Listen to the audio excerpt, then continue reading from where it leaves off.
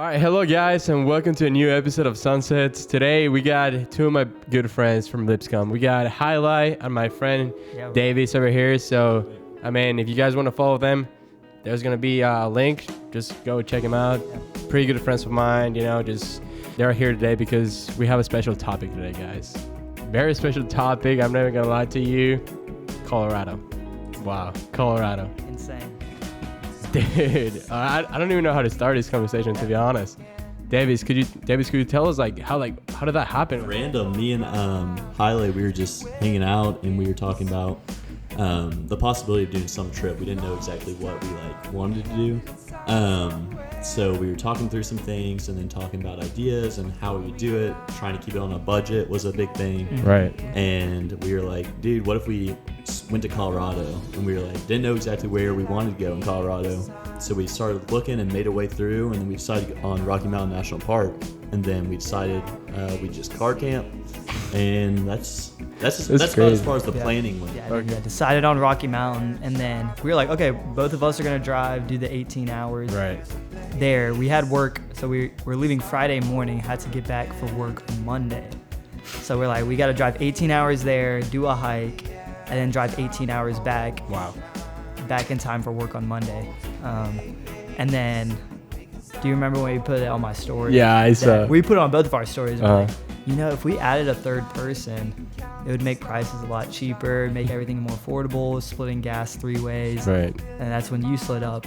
I was like, yeah, it was so funny because everything just started. It was like a long day at work.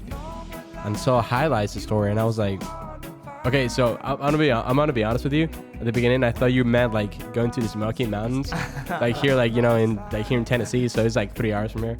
So I looked it up, Rocky Mountains, and then I saw it was in Colorado. I was like, yeah, I don't know if I want to go anymore.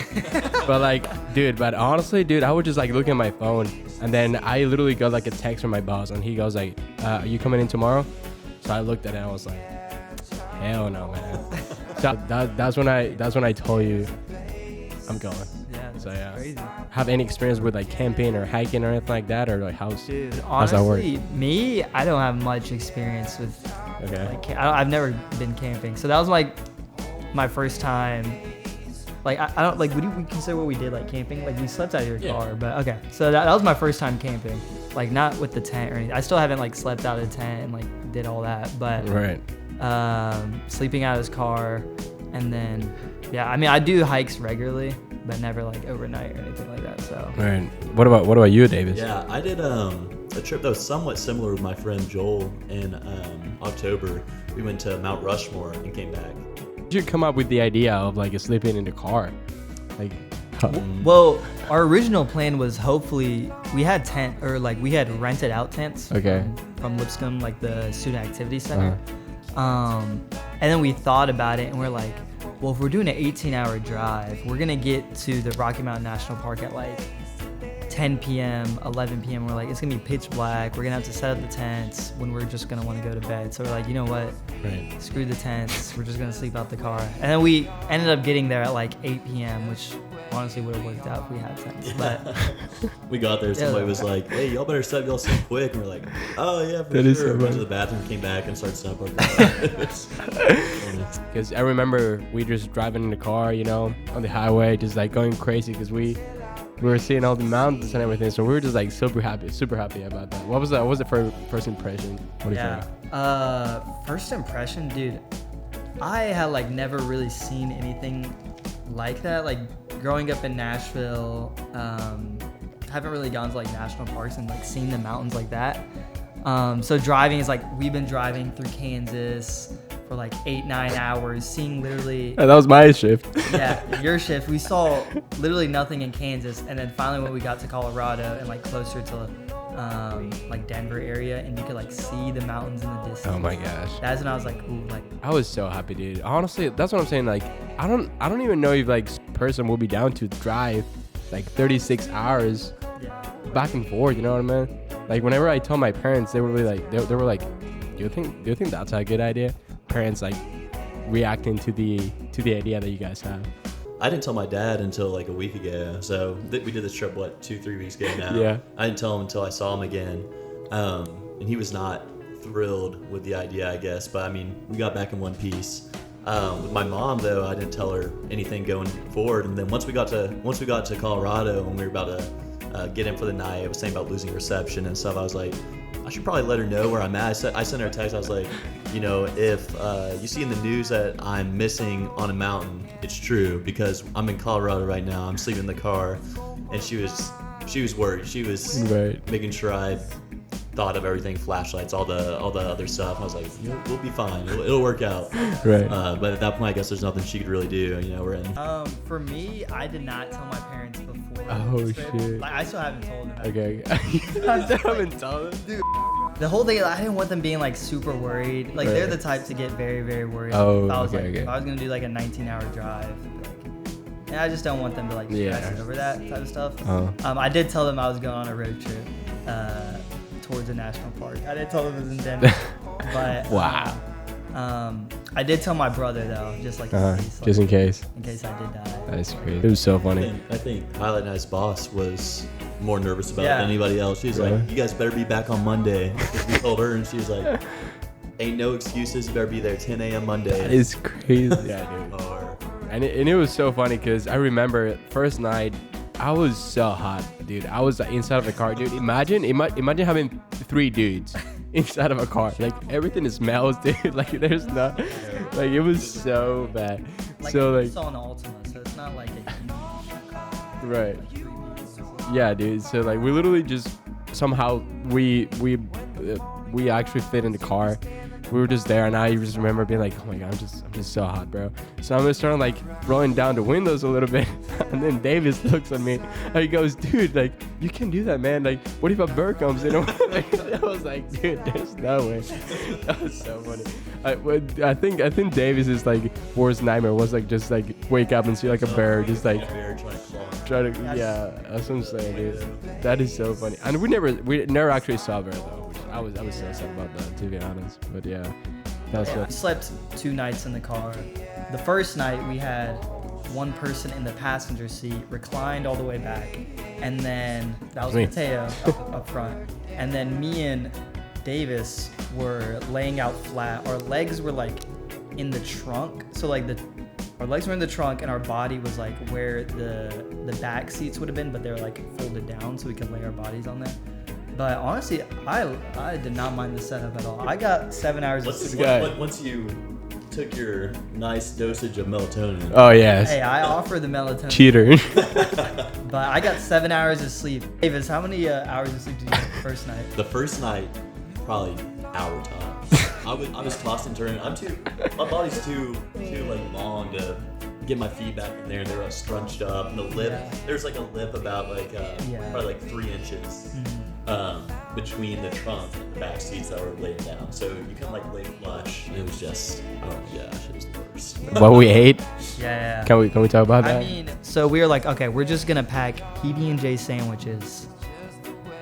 Like that's what we're gonna eat. That's the only thing we're gonna eat. So we packed probably around over 30 PB&J sandwiches to split. Yeah, we had enough for 10 each. We had enough for 10 each, so we had 30 PB&J sandwiches. And so the ride there, we were just like.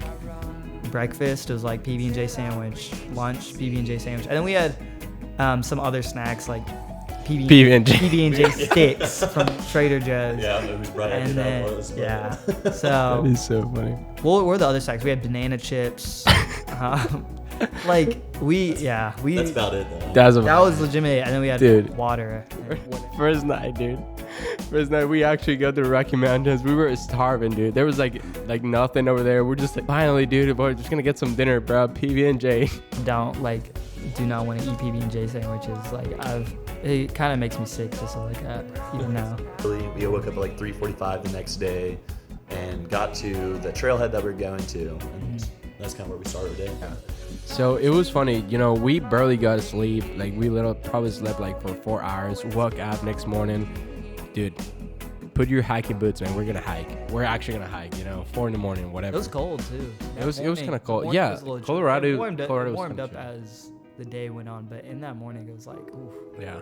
I didn't layer up. So it was funny. We barely got to sleep, barely got some food, but we just, we're just like young, man. Like honestly, dude, might as well just enjoy enjoy the national park, enjoy the time that we were there. You know, it was just like a gift. So like even though we were tired, I didn't feel tired because I knew that hiking was like the reward for being there. So you know, I was like, dude, I'm ready. I'm ready to hike.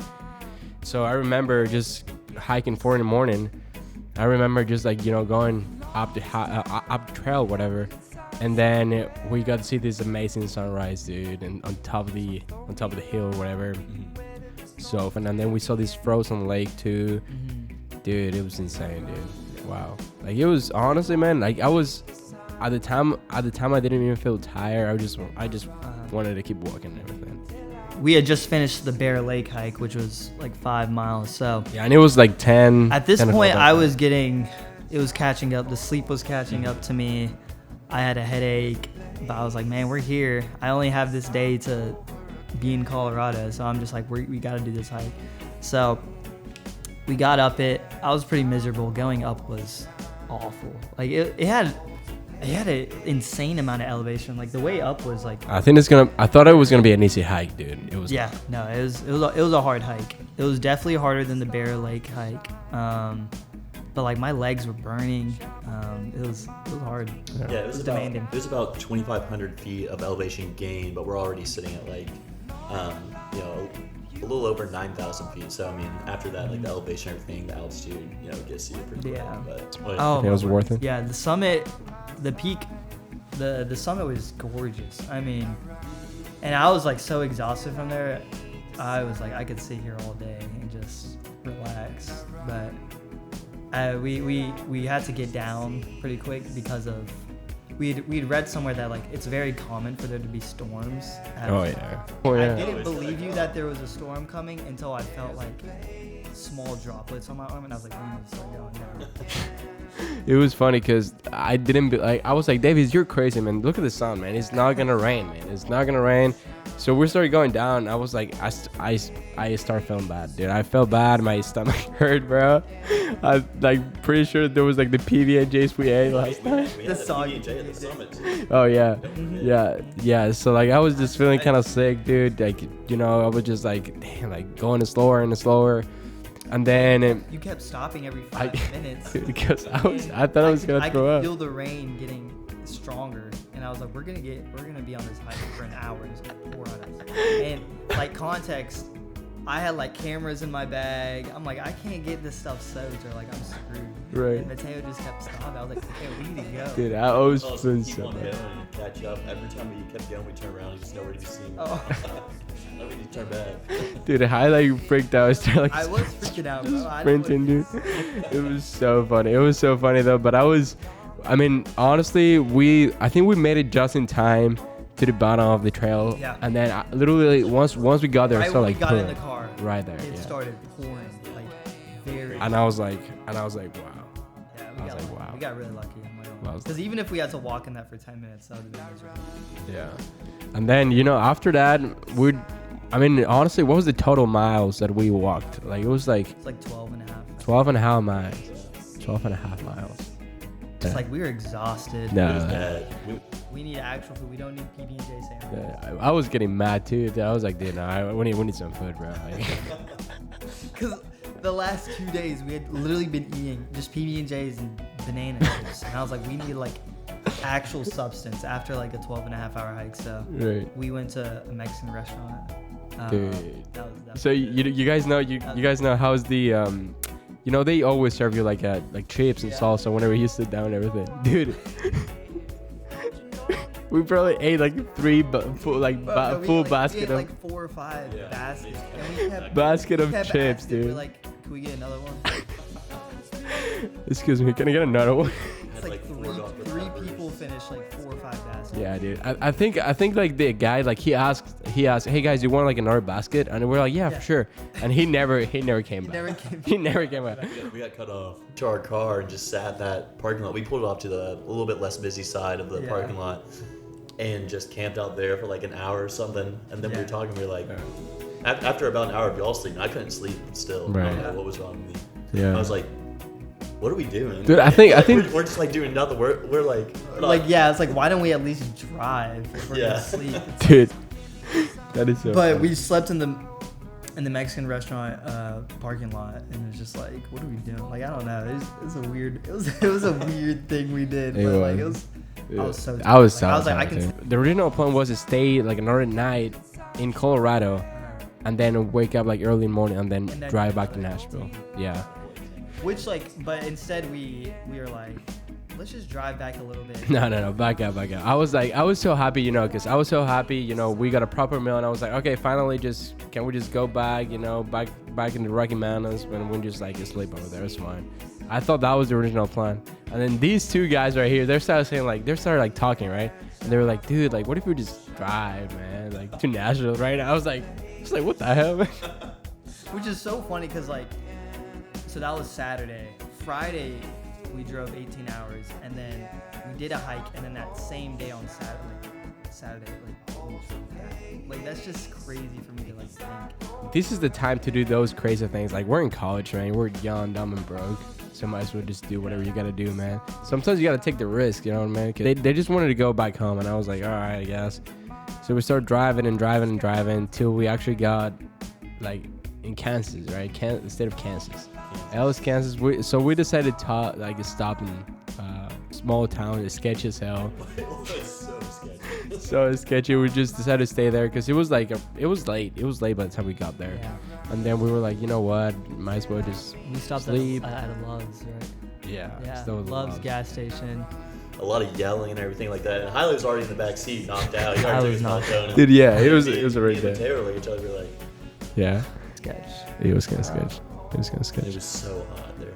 Where we Dude. parked originally. Like, I mean, it felt like it was probably like it probably was like close to 90 in the car. It was just like, I mean, it was like unbearable. Like, could not sleep because it was so hot where we were parked. It was. Yeah. If I could have actually have a good amount of sleep, like I would have been like fine. Yeah. I think that's the one thing that really knocked us out was the sleep. For sure. But no, it was just a great time, just going to Colorado for a weekend. Just saying, like, what was your favorite part of the trip? Like, what do you think? I think my favorite memory was when we finally got to see the mountains for the first time. We were driving through, cutting around to get to Rocky Mountain National Park. I remember we were just exhausted. Mm-hmm. And we finally got to see that site for the first time, see how worth it was. And just driving through, listening to music, hanging out with y'all. I mean, that was the best part for me. Yeah. That's when it really hit me that, oh man, we're here. We did this. Yeah. Yeah. What about you, Hailey? I think my Somewhere? favorite was the Twin Sisters hike.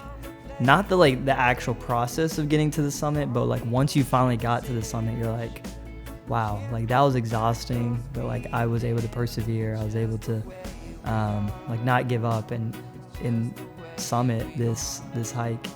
So like that's a really good feeling, being exhausted and finally making it. But it was just a gorgeous view too. I was like, I could just sit here for an hour, 2 hours and just like relax. But that was a really good. My biggest motivation was like, I was like, we've already drove 18 hours. Like you can't let all this go to waste. Like all this traveling we've done, and like I haven't gotten much sleep. Like if I'm gonna come here, I'm gonna make it worth it. So it's like there's no turning back for me. It's like I've already committed to this. I can't, Well, what about you? Very similar. Just like want to make the most of the experience that we curated. I mean, a little bit of planning went into it, but a lot of it was just experiencing everything and just trying to be really present with that, and remembering that I can't do this forever. Being in college offers like some really unique experiences, and being able to do things like that is definitely one of them. Oh, absolutely. Being in nature, I mean, for me personally, the benefits of it just gives me like a sense of like peace and like calmness. Especially like when I'm alone, it gives me like be able to like think things through and like problems I'm having and thinking those through. But for me, I've just always noticed like being in nature and like being in like God's creation, like a lot of times just gives me a sense of peace. Yeah. But that's No, I agree with you, because I was gonna say that feeling of just feel like freedom, just feel like wild, feel like happy and content with yourself. It's really, really nice to feel that, and it's not the fact that you are I mean, it's awesome being part of the nature, you know, going on hikes and everything, but it's the fact that you're feeling complete for once, you know. It's just like, dude, like I feel good, I feel relief. Finally, I'm doing something that is good for myself, and it just I don't know how to explain the feeling, but I know that I feel good, and I just feel like great being there, you know, man. How much else is going on, I don't know, in this world? I believe that like God created this world for us to experience it and to participate with it. I feel like we often get stuck in our lives where we're going to work, going home, just doing the same kind of repeating processes and patterns and everything like that. Very systematic. Whereas like being able to go out there and see something that's completely different from what I experience every single day, it's just huge. I mean, it just recharges me, and it was awesome, and I have so many great memories, and I'm so glad like we did that. I mean, it's just awesome. Yeah. For me, I feel like this whole trip in general has made me more like adventurous. Like it's kind of like opened up my eyes to kind of realize like doing a trip, like going to Colorado in a weekend is possible, you know? So it's like thinking of other things that I could possibly now do because I've already done this. It's like I've already drove 36 hours in a weekend. It's like nothing else is going to be much harder than that. It's like I've done that, so I can pretty much do anything else. So a lot of it has like just made me realize the possibilities of things that I can explore and see and adventure because I've already done this trip. But, you know, taking every moment for it as it is and not trying to, especially doing something as spontaneous as this, it's not like you can't plan for everything that's going to happen. So being able to look at an experience that I've had or something I've curated, you know, for me to experience, and just letting, you know, the story itself, and just let the story tell itself and not try to plan every single detail of it. It's so much more fun to experience things that way. For sure. Yeah. do things that are outside of your comfort zone, you know, be adventurous, take risks, because that's what we did, and I think we made a memory that will probably last with us for the rest of our lives. Like, that's insane what we did. So take risks. That'd be my advice. Yeah, for sure. Absolutely. Take risks, and you know, if you have some of the same opportunities that we've had, as far as like having a car and everything like that, like you can go wherever the hell you want. Like you can go within like the mainland United States, like you can get there. There's a lot to explore. Right. I mean, there's just so much more than the cities that we find ourselves living in frequently, and it's so much fun to explore outside of this. Yeah, well, thank you so much, guys, for being here today. You know, it's been a pleasure sharing all the experiences with you guys, and you know, it's awesome. You know, we're gonna put these, and of course, we're gonna encourage people to do things that they actually like, step up their comfort zone. So I really appreciate you guys being here today. So yeah, thank you so much. Absolutely, yeah. Thanks for having us. Yeah, so stay tuned for Sunsets.